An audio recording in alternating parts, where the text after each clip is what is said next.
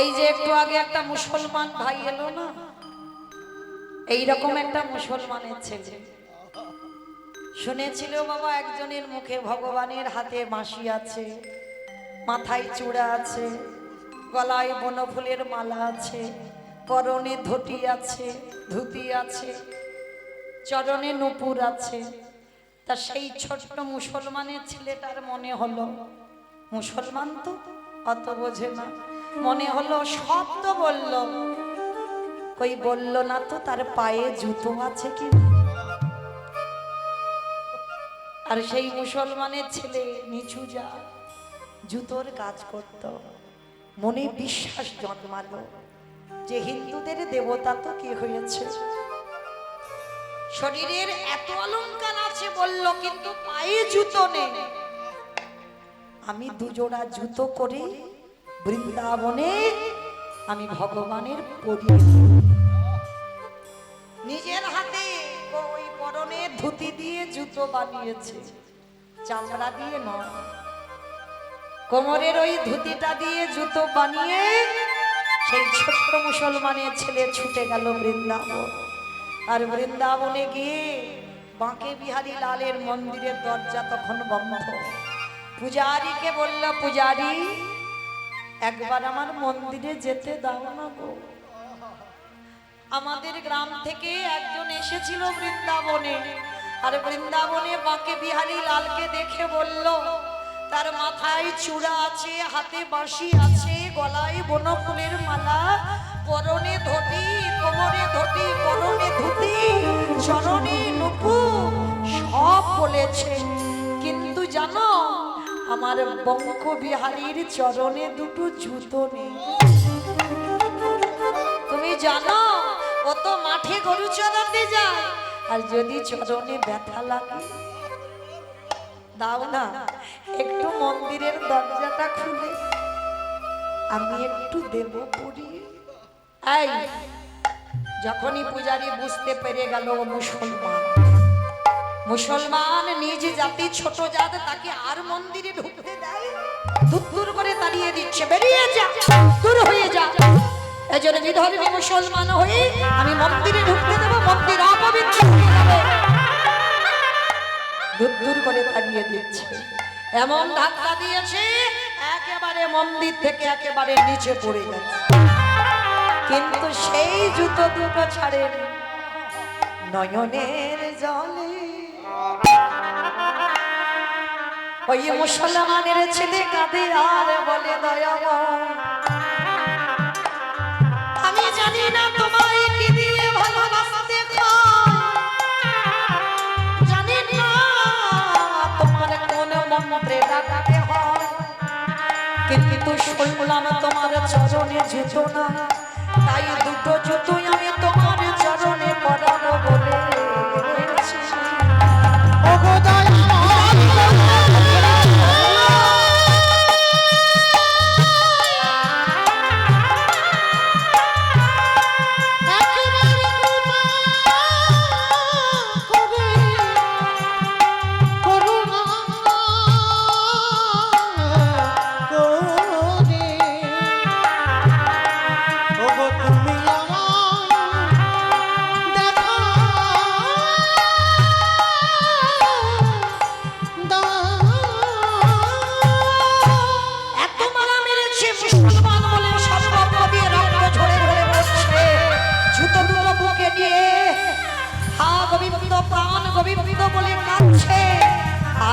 মন্দিরের বিগ্রহ থাকতে পারে, ভগবানের জাতি বিচার হয় না, এ মুচি সুচি বিচার করে না, মন্দিরে পাথর রূপ ত্যাগ করে বন্ধু হয়ে ছুটে এলো সেই মুসলমান ভক্তের কাছে।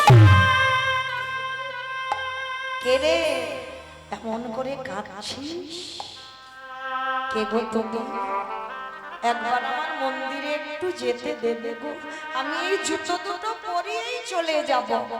এই মন্দিরে যেতে দেয়নি তো কি হয়েছে, তুই আমার পায়ে পরিয়ে দে। বলে কেন?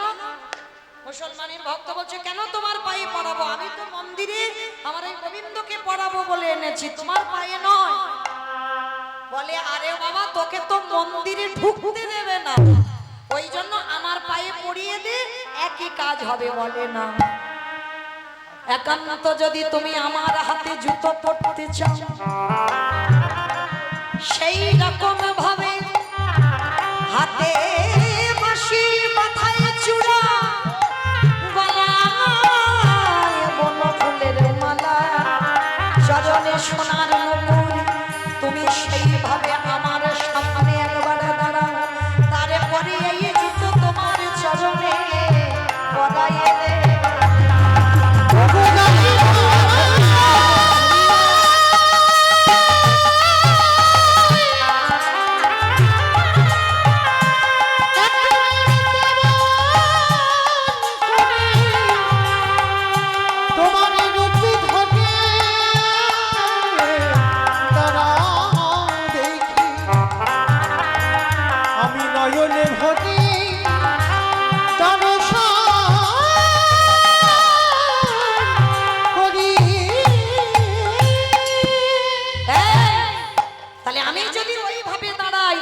জুতো পরাবি বলে, হ্যাঁ।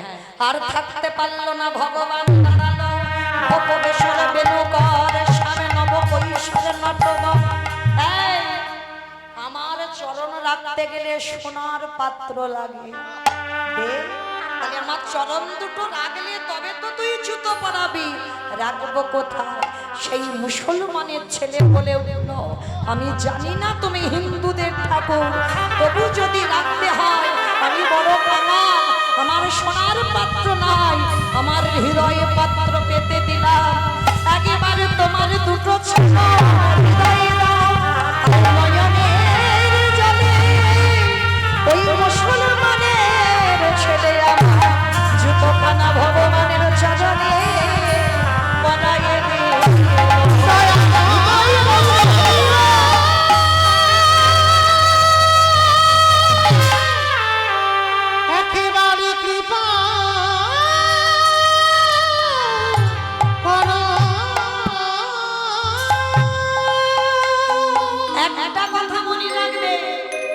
ধন সম্পত্তি থাকলে তাদেরকে ধনী বলে না, তাহলে ধনী কাদের বলবে? শুধু ধন থাকিলে হয় না ধনী, কৃষ্ণ ধন যার নাই হিয়া,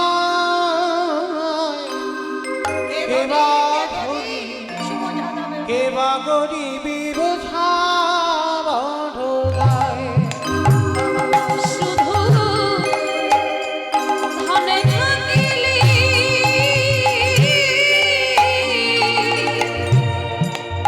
হয় না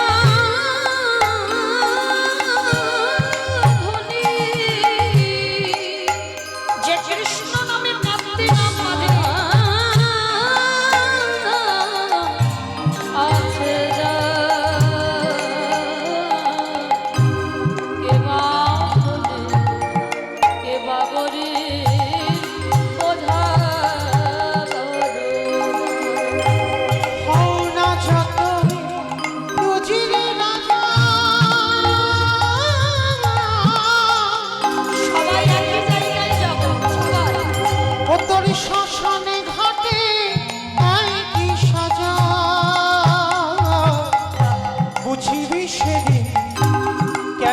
মজা তারে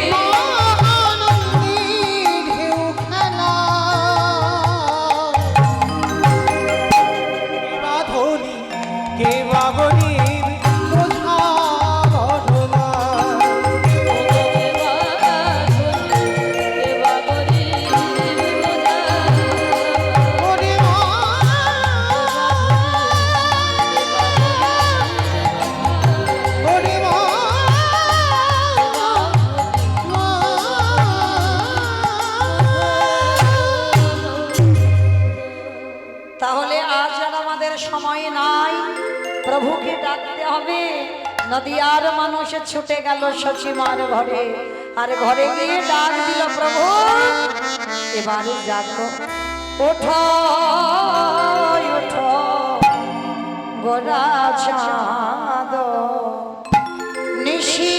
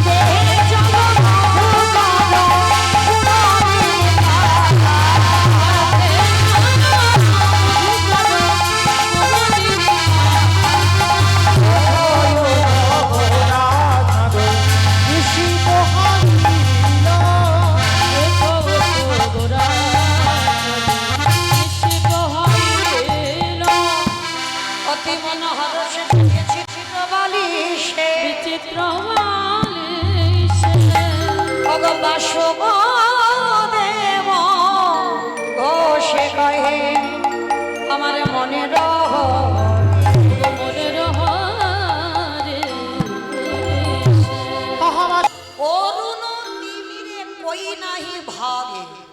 মানে এই বৈষ্ণব পদাবলীগুলো বাবা বাংলা, সংস্কৃত, হিন্দি পাইল থাকে ভাগে, মানে এটা হিন্দি ভাষা হচ্ছে। মানে অরুণে তিমিরে, মানে অরুণ মানে আলো আর তিমির মানে অন্ধকার। এ জগতে কোথাও দেখা যায় আলো আর অন্ধকার একই জায়গায় আছে? বৈষ্ণব মহাজন জ্ঞানদাস বলছে অরুণে তিমিরে, মানে কেউ কাউকে ভয় পাচ্ছে না, কই নাই ভাগে গো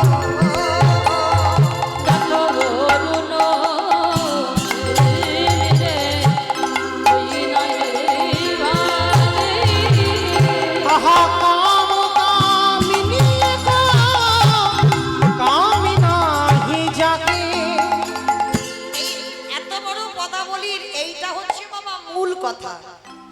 যারা ভজন যজ্ঞে প্রবেশ করেছেন, ভজনে রাজ্যে গেছেন, কামিনী কাম কাম এক নাহি জানে গো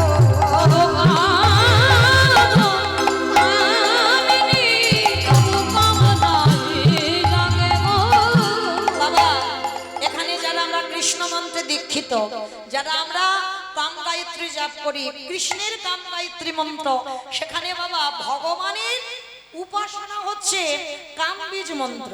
হ্যাঁ, তাহলে ভগবানের কাম গায়ত্রী মন্ত্র জপ করলে তাহলে ভক্তের কাম নিবৃত্তি হয়ে যায়, মানে কাম থাকে না। তাহলে যে ভগবান কাম আর রাধারানীর কামিনী, মানে কাম কামিনী একই জায়গায় আছে, কিন্তু মহাজনেরা বলছে কাম নাহি জানা। যদি বাবা অঙ্গে প্রেম হয় সেখানে কাম আসে না, আর কাম হলে সেখানে প্রেম আসে না। কারণ রাধা গোবিন্দের যে প্রেম, আত্রেন্দ্রিয় প্রীতিবাঞ্ছা তারই বলে কাম, কৃষ্ণেন্দ্রিয় প্রীতিবাঞ্ছা ধরে প্রেম নাম। ওই জন্য জ্ঞানদাস বলল, বলি কাম কামিনী কাম নাহি জানে গো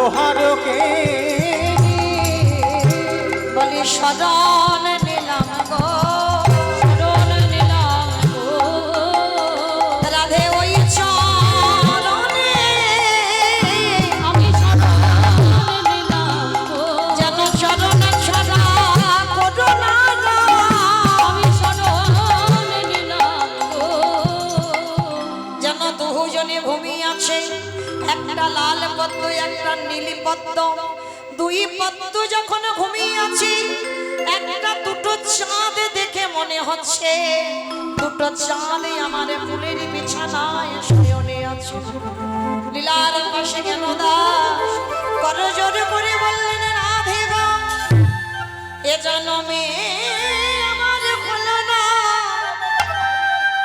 ওই প্রেমে যেন রাধে আমার হয় এমন করে যেন আমি যুগল শয়ন দর্শন করে তোমাদের যুগলে মাধুর্য বর্ণনা করতে পারি সখী গান বলছে রাধে রে এবার তুই যা তোকে ডাকতে মনে বড় ব্যথা লাগে কারণ তুই যদি জেগে যাস তোরে যে বাদির ঘর তোরে যে জ্বালার ঘর আবার তোকে কষ্টের ঘরে ফিরে যেতে হবে রহি জগব আর ঘুমাস না দাদা যাব শ্যামী মান মোহিনী বিনোদিনী রানী ওগরাই যাগো জাগো শ্যামী মোর মোহিনী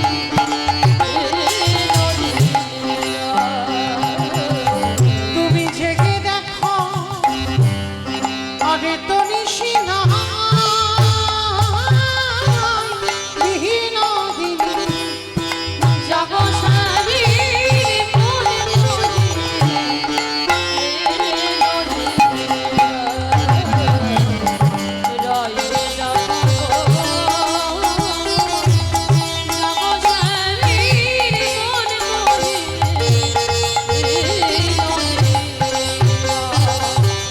শ্যাময়ঙ্গে অঙ্গ দিয়া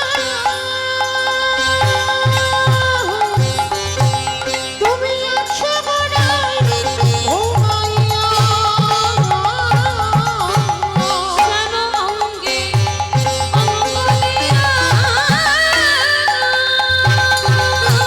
নিতাই গৌর হরি বল হরি বল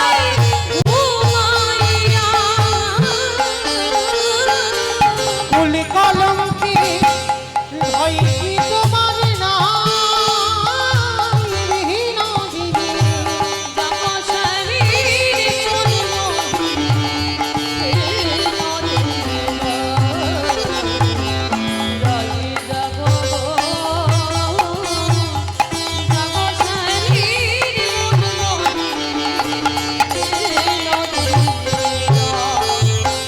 শাশুড়ি নদীর ঘরে ঘুমাও রাধে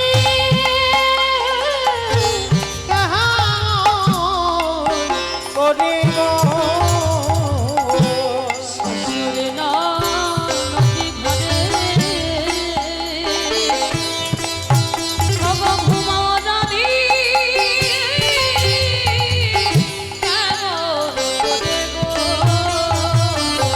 তোমারও কি লজ্জা বিধান নিতাই গৌর হরি বল হরি বল হরি বল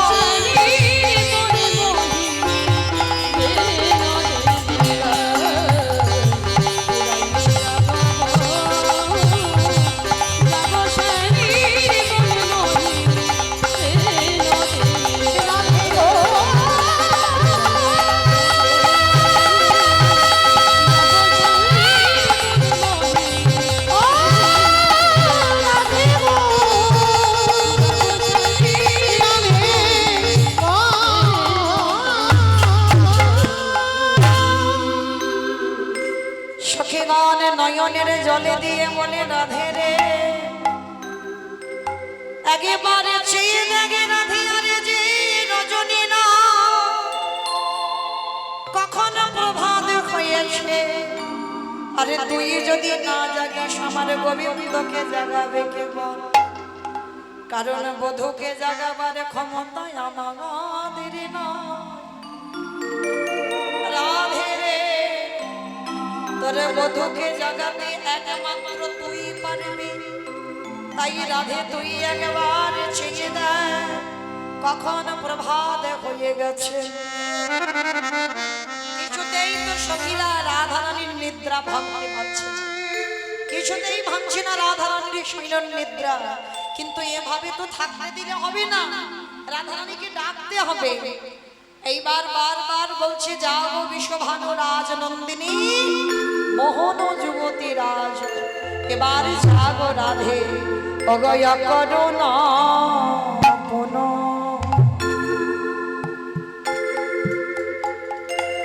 বালায় অরুণ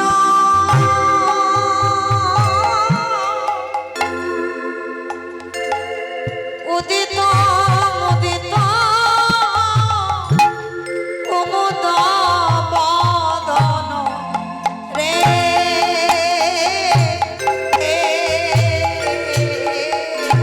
অকরুণ পুন ভালো অরুণ উদিত মুদিত কুমুদ বদন রে।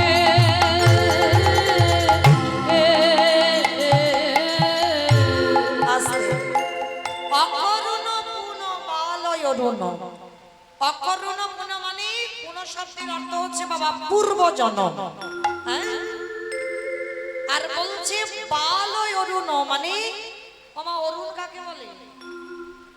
সূর্যদেব, সূর্যের নাম হচ্ছে অরুণ। আর এই অরুণকে বলছে বাল, মানে বালকের সঙ্গে তুলনা করা হচ্ছে। অকরুণ পুন বালয় অরুণ উদিত মুদিত কুমুদ বদন রে।